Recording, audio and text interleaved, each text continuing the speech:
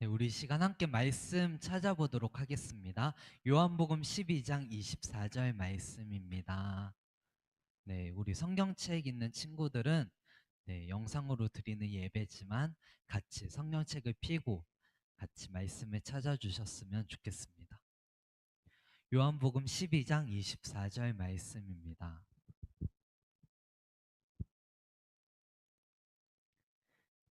네, 영상으로 드리는 우리 친구들도 함께 목소리로 같이 읽어주시면 감사하겠습니다. 네, 같이 읽도록 하겠습니다. 시작. 내가 진실로 진실로 너희에게 이르노니 한 알의 밀이 땅에 떨어져 죽지 아니하면 한 알 그대로 있고 죽으면 많은 열매를 맺느니라. 아멘. 네, 안녕하세요. 오늘 함께 나눌 말씀의 주제는 한 알의 미랄 되신 예수님이라는 주제로 같이 말씀을 나눌 텐데, 오늘은 말씀을 나눌 때 예수님을 믿는 사람으로서 어떻게 살아가야 하는지에 대한 부분도 함께 나누면서 말씀을 같이 나누도록 하겠습니다. 네, 우리 친구들 혹시 사진에 나오는 이게 어떤 건지 알고 있어요? PPT에 나오는 그림이 뭘까요? 네, 너무 멀어서 안 보여요. 그래서 네, 무엇일까요? 막 쌀, 벼, 막 이렇게 얘기를 하는데 네, 오늘 함께 그림을 통해서 같이 나눌 것은 미래알이라는 거예요. 미랄이라는 거예요. 여기 사진에 나와 있는 씨는 미랄이에요. 엄청 작지요. 되게 손바닥에 되게 많은 숫자의 씨가 이렇게 올라가 있을 수 있을 정도로 작은 밀이라는 것을 우리는 볼 수가 있어요. 아마 제목을 기억하고 있는 친구들이었으면 이 사진이 밀이었구나 라고 금방 알 수가 있었을 거예요. 여기 사진 속에 나와 있는 알의 알은 미래알, 네, 발음이 어려워요. 죄송해요. 밀알이라는 건데, 밀알은 보통 우리 친구들이 즐겨 먹는 빵이나 과자, 국수를 만드는 데 이용된다고 해요. 네, 밀가루를 만드는 재료라고 이해를 하면 되게 좋을 것 같아요. 밀알은 우리 삶 속에서는 엄청나게 중요한 역할을 하고 있어요. 우리 한국인들은 주로 밥을 먹고 살고 있죠. 쌀로 만든 밥을 주식으로 매일매일 먹기 때문에 어, 여기에 대한 중요성을 크게 깨닫지 못할 수도 있지만 미국이나 다른 나라 사람들은 밥을 주식으로 먹지 않고 밀로 만든 빵이나 국수를 주식으로 먹고 있기 때문에 이 사람들에게는 되게 중요한 그러한 씨라는 것을 우리는 알 수가 있어요. 우리도 마찬가지예요. 앞에 보이는 것처럼 밥을 먹기 싫을 때 가끔씩 햄버거를 먹기도 하고 또 엄마 몰래 부엌에 가서 라면을 끓여 먹기도 하고 그리고 과자를 간식으로 먹으면서 밥을 먹기 싫어요 하면서 과자로 밥을 때우는 경우들도 되게 많이 있어요. 그리고 빵을 아침으로 대신하는 경우들도 아마 있겠죠.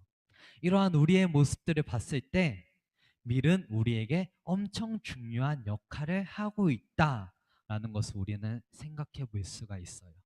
아마 성경에서는 나오는 이 시대와 지역 특성상 밥과 같은 없어서는 안 될 음식이라는 것을 우리는 같이 생각을 해볼 수 있을 것 같아요.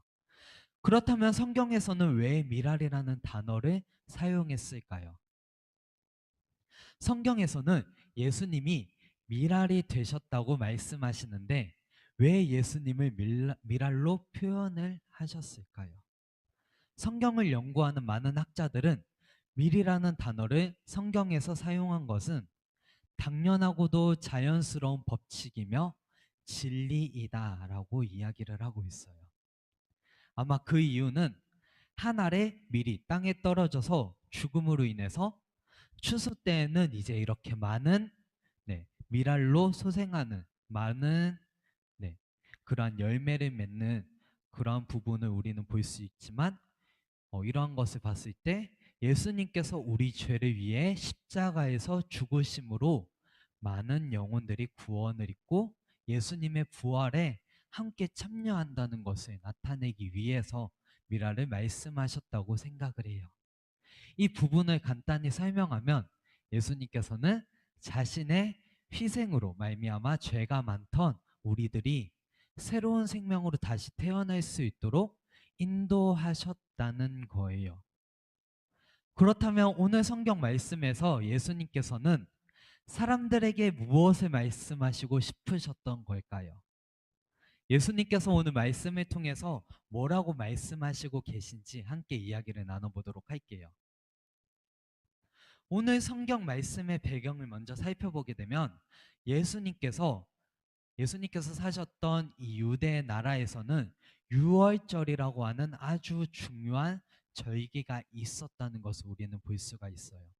우리가 생각했을 때 명절이라고 생각을 하면 되게 괜찮을 것 같아요.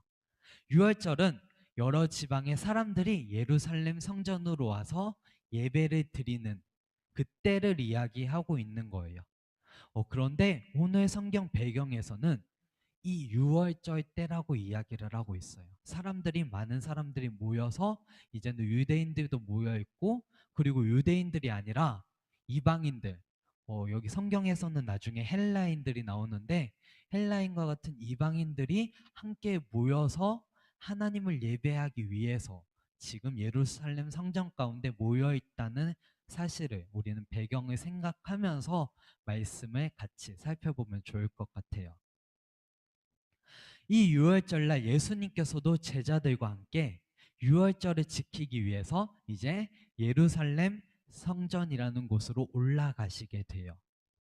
그런데 하나님을 예배하러 예루살렘으로 올라온 사람들 중에서 방금 얘기했듯이 헬라인이라고 하는 이방인들이 몇 명이 있었는데, 이 헬라인들은 예수님을 만나고 싶어서 예수님의 제자인 빌립에게 가서 내가 예수님을 만나 뵙고 싶습니다 라고 이야기하고 있는 장면을 우리는 말씀을 통해서 알 수가 있어요. 이 사람들은 이렇게 이야기를 해요. 우리가 예수님을 만나 뵙기를 원합니다. 예수님을 만날 수 있도록 허락해 주십시오. 이 헬라인들이 예수님을 만나고 싶어 하는 그 마음은 막 예수님이 잘못됐다, 예수님을 해코지하려고 만나고 싶어 하는 것이 아니라, 이 사람들은 하나님을 예배하기 위해서 모인 자들이기 때문에 예수님께서 행하신 그 기적들도 들었고 예수님의 말씀도 이미 들었기 때문에 그 기적과 그 말씀들을 말씀하신 예수님을 한 번쯤 만나 뵙고 싶어서 그런 간절한 마음으로 이제 나아왔다는 것을 우리는 생각을 하면서 말씀을 살펴볼 수가 있을 것 같아요. 당시에는 유대인들과 이방인들이 만나서 이야기하는 것은 흔한 일은 아니었어요. 이 당시에는 유대인들과 이방인들은 조금 다른 삶을 살고 있었는데, 유대인들은 하나님의 백성이라는 이스라엘 백성들의 조상들이 이스라엘 백성들이었죠. 하나님의 백성이라는 타이틀을 가지고 있었고, 이방인들은 하나님께 택함받지 못한 백성이라는 인식을 가지고 있었을 때였어요. 그렇기 때문에 빌립은 예수님을 만나고 싶어하는 이방인들의 말에 바로 예수님께 다가가서 이야기를 하지 못해요. 그래서 옆에 있는 안드레와 함께 예수님께 이제 찾아가서 이방인들이 예수님을 만나고자 합니다 라고 말씀을 드리는 것을 우리는 말씀을 통해서 살펴볼 수가 있어요. 제자들의 말에 예수님께서는 뭐라고 대답하셨을까요? 이방인들이 감히 싫어, 나는 안 만날 거야 라고 얘기를 하셨을까요? 아니겠죠. 오늘 본문 말씀의 바로 전에 있는 구절에서는 이렇게 이야기를 하고 있어요. 네. 예수께서 대답하여 가라사대 인자의 영광을 얻을 때가 왔도다 라고 말씀을 하고 계세요. 응? 예수님의 대답이 조금 이상하죠. 제자들은 성전 밖에서 헬라인들이 찾아와서 예수님을 만나고 싶어 합니다 라고 이야기를 했는데, 예수님께서는 질문에 대한 대답을 하지 않으시고 질문과 상관없는 말을 하시는데, 여기서 예수님께서는 인자의 영광을 얻을 때가 왔다라고 말씀을 하고 계세요. 인자의 영광을 얻을 때가 왔다. 이 말씀은 빌립의 질문에 바로 대답하신 것이 아니라 예수님께서 앞으로 행하실 일을 말씀하시고 있다는 것을 우리는 말씀을 통해서 볼 수가 있어요.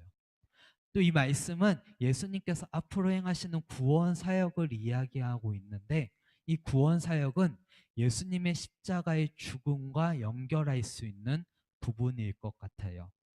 이 당시에는 유대인만 구원받을 수 있었고, 성전에서 예배드릴 때도 이방인들이 예배드리는 곳과 유대인들이 예배드리는 곳은 분명히 구별되어 있었어요. 구별된 곳에서 이방인들은 이방인의 뜰에서만 하나님을 예배할 수가 있었어요. 그런데 이러한 상황 속에서 예수님께서는 예수님을 뵙기 원하는 이방인들이 있다는 소식을 듣고 이렇게 말씀을 하세요. 방금 읽었던 말씀이었죠. 인자의 영광을 얻을 때가 왔도다. 이 말씀의 의도는 이제는 이방인들과 유대인들이 상관없이 예수님을 믿는 사람이라면 구원을 받을 수 있다는 것을 말씀하시기 위해서 그 메시지를 의미하는 그러한 의미로서 얘기하신 거라는 것 우리는 볼 수가 있어요. 이 말은 예수님을 알고 믿었던 제자들만을 위한 십자가 구원이 아니라 이방인일지라도 예수님을 믿기만 한다면 지금 예수님을 믿고 있는 우리들도 포함해서 예수님을 믿기만 한다면 예수님께서는 구원의 은혜를 허락해 주신다는 이야기예요. 예수님께서 이렇게 말씀하신 이유는 예수님께서 십자가에 못 박혀 돌아가실 날이 얼마 남지 않았다는 것을 아셨기 때문이었어요. 예수님이 십자가에 죽으셨을 때 그 죽음이 우리 믿는 사람들에게는 생명으로 다가온다는 것을 말씀하시기 위함이었죠. 그리고 24절에서는 예수님께서 이렇게 말씀을 하세요. 우리 함께 읽어보도록 할게요. 내가 진실로 진실로 너희에게 이르노니 한 알의 밀이 땅에 떨어져 죽지 아니하면 한 알 그대로 있고 죽으면 많은 열매를 맺느니라. 네, 이어서 25절도 같이 읽어보도록 할게요. 자기 생명을 사랑하는 자는 잃어버릴 것이요 이 세상에서 자기 생명을 미워하는 자는 영생하도록 보존하리라. 아멘. 여기서 말씀에서 미라를 예수님이라고 생각을 하면서 우리 친구들이 마음속으로 이 말씀을 한 번 더 읽어봤으면 좋겠어요. 예수님께서 말씀하신 것은 이런 말씀이에요. 농부가 땅에 미라를 심었는데 그 미랄이 자신의 죽기 싫어서 이제 썩지 않고 그대로 있으면 그 미랄은 아무런 열매도 거두지 못하게 될 거라는 이야기이고, 만약 미랄이 열매를 맺기 위해서 썩어져서 죽게 된다면 그 미랄이 죽은 곳에서는 이제 싹이 자라나게 되고 그곳에서 많은 열매들이 자라나게 될 것이다. 많은 열매가 거두게 된다는 말씀이에요. 그런데 이 말씀 속에서 예수님께서는 예수님 자신이 이 미랄과 같다고 말씀을 하세요. 한 개의 미랄이 죽어서 많은 열매를 맺는 것과 같이 예수님 한 분이 십자가에서 죽으시고 부활하심으로 온 세상에 있는 많은 사람들이 구원을 받게 될 것임을 말씀하시고 있는 거예요. 이 말은 예수님께서 하나의 미랄이 되셔서 우리를 위해서 죽어주신다는 말로 이해할 수 있을 것 같아요. 예수님께서는 십자가에 못 박혀 돌아가시기 이전에 오늘 말씀 속에서 십자가 죽음의 비밀을 말씀하세요. 새로운 생명을 위해서는 누군가가 죽어져야 하는데 그 일을 예수님께서 감당하셨다는 거예요. 예수님은 이렇게 우리에게 사랑을 표현해 주셨어요. 원래는 구원받을 수 없고 죽어야만 했던 우리들을 위해서 예수님께서 대신 미랄로서 죽어주시고 예수님의 은혜로 말미암아 우리가 새 생명을 얻을 수 있었다는 거예요. 이것이 예수님께서 우리에게 미리 보여주신 말씀하신 예수님의 사역이었어요. 예수님은 하나님과 인간 사이에 있는 벽을 허무는 화해자로 오셨고 중보자로 오셨다고 이야기를 해요. 쉽게 말해서 하나님과 인간 사이에 있는 벽을 깨트리기 위해서, 화해시키기 위해서 이 땅 가운데 오셨다는 거예요. 우리는 이러한 예수님을 믿는 것이고 이 은혜와 믿음 안에서 신앙생활을 할 수 있는 거예요. 그렇다면 우리는 예수님과 같이 살기 위해서는 어떻게 살아야 할까요? 성경 말씀에서는 예수님을 따르는 삶을 살라고 이야기를 하고 있는데 예수님을 따르는 삶이란 무엇일까요? 성경 말씀에서는 예수님을 따르는 삶은 내 십자가를 지고 예수를 따르는 삶이라고 이야기를 하고 있어요. 우리 마태복음 16장 24절에서 25절 말씀에서는 이렇게 이야기를 해요. 우리 함께 읽어보도록 할게요. PPT 말씀 보면서 이에 예수께서 제자들에게 이르시되 아무든지 나를 따라오려거든 자기를 부인하고 자기 십자가를 지고 나를 쫓을 것이니라. 누구든지 제 목숨을 구원코자 하면 잃을 것이요 누구든지 나를 위하여 제 목숨을 잃으면 찾으리라. 아멘. 성경 말씀에서 예수님은 따르는 삶은 먼저 자기 자신을 부인하는 삶이라고 얘기를 하고 있어요. 그리고 자기 자신을 부인하고 십자가를 지고 따르는 것을 얘기하고 있죠. 자기를 부인한다는 얘기는 나의 연약함을 인정하고 이어서 나의 죄악을 하나님 앞에 온전히 인정하고 나는 죄인입니다 라고 고백을 하고 그리고 나서 예수님을 따르는 삶이라고 이 얘기를 하고 있어요. 자기 자신을 온전히 하나님 앞에 내려놓고 나를 위한 삶이 아니라 하나님을 위한 삶을 사는 게 자기 자신을 부인하는 삶이라고 이야기를 해요. 그렇다면 내 생각과 내 판단, 내가 가진 것을 모두 다 내려놓고 하나님께 나아간다는 것은 과연 쉬운 일일까요? 거기다가 자기 십자가를 지고 예수님을 따르는 것은 과연 쉬운 일일까요? 결코 쉬운 일은 아닐 거예요. 하지만 우리는 성경 말씀에서 말씀하고 있기 때문에 분명히 살아가면서 꼭 따라가야 할 말씀이라는 것을 우리는 기억을 해야 돼요. 신약 성경에서는 오늘 이러한 말씀대로 살아가는 인물이 한 사람이 나와요. 바로 사도 바울이라는 사람이에요. 바울은 예수님을 믿는 사람들을 핍박했던 사람이었어요. 예수님을 믿는 제자들이 예수님을 전할 때 그 제자들을 이제는 감옥에 가두고 그리고 핍박을 했던 사람이었어요.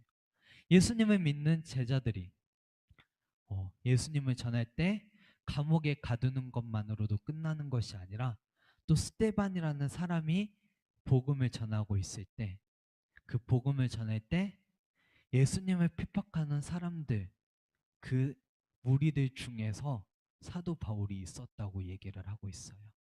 그 무리들로 인해서 스데반은 돌로 맞아서 죽게 되었다는 것을 우리는 사도행전 말씀을 통해서 같이 볼 수가 있는 거예요.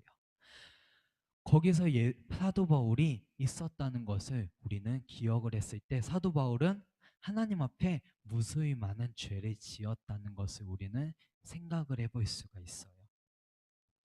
이렇던 사도 바울은 하나님 앞에 너무나 큰 죄를 지었던 사람이었어요. 하지만 예수님께서는 사도 바울을 그냥 내팽개치시고 벌하시면서 나아가시지 않으셨어요. 사도 바울을 만나주시고 변화된 삶을 살 수 있도록 인도해 주셨어요. 예수님을 믿는 자들을 핍박하던 입술을 통해서 이제는 복음을 전하게 하셨고 이제는 십자가의 복음을 전하는 사람으로서 은혜를 전하는 사람으로서 사용하여 주셨어요. 사도 바울의 삶을 인생을 바꿔 주셨던 거죠. 우리가 말씀을 보면서 자기 십자가를 지고 예수를 따라야 한다. 미랄로서 죽어야 한다. 라는 말씀을 살펴봤었어요. 그런데 우리가 예수님을 따르는 삶이 미랄로 죽어가는 이러한 삶이 두려운 마음만을 가지고 바라보지는 않았으면 좋겠어요. 자기가 가지고 있는 것을 다 포기하고 아무것도 없는 불행의 길을 갈 때 그것이 예수님을 따라가는 삶이라고 생각을 했을 때 너무나 불행한 삶, 너무나 아픈 삶이라고 생각을 했을 수도 있어요. 하지만 전도사님은 여러분들에게 이 길에 이 길이 불행의 길이 아니라는 것을 얘기하고 싶어요. 남들이 가지 않는 길을 가기 때문에 내가 남들보다 조금 다르고 부족하다고 느낄 수도 있어요. 아니면 예수님을 믿는다는 이유로 언젠가는 친구들에게 따돌림을 당할 수도 있고 커서는 안 좋은 시선들을 받으면서 교회에 나아갈 수가 있어요. 그리고 지금 상황 속에서 코로나인데 왜 교회를 나가? 너 아직도 교회를 나가고 있어? 나가지 마. 코로나 걸리잖아. 가서 코로나 걸릴 바에야 그냥 예배 안 드리고 집에 있는 게 나아. 이렇게 얘기하고 있는 주변의 시선들에서, 주변의 그러한 이야기 속에서 때로는 힘든 마음으로 나아가면서 신앙생활을 할 수도 있을 거예요. 하지만 이 길은 힘들고 어려운 길만을 이야기하는 것이 아니라는 것을 여러분들이 기억을 했으면 좋겠어요. 이 길은 사람의 시선으로 바라봤을 때는 힘들고 어렵고 좁은 길이라고 이야기를 하지만 이 길은 우리가 다시 한번 다르게 생각을 해보면 예수님과 동행하는 그러한 길이라는 것을 우리가 같이 기억을 하면서 나아갔으면 좋겠어요. 우리는 어렵다고 이야기를 하지만, 우리는 힘들다고 이야기를 하지만, 사도 바울은 사람들의 그러한 핍박 속에서도 예수님을 전하는 삶을 살았고, 너무나 많은 괴로움 속에서도 예수님의 손을 붙잡고 복음을 전하며 살아갔어요. 이러한 사람들, 우리가 지금으로서는 복음을 전하는 사람, 선교사님들이라고 이야기를 하고 있어요.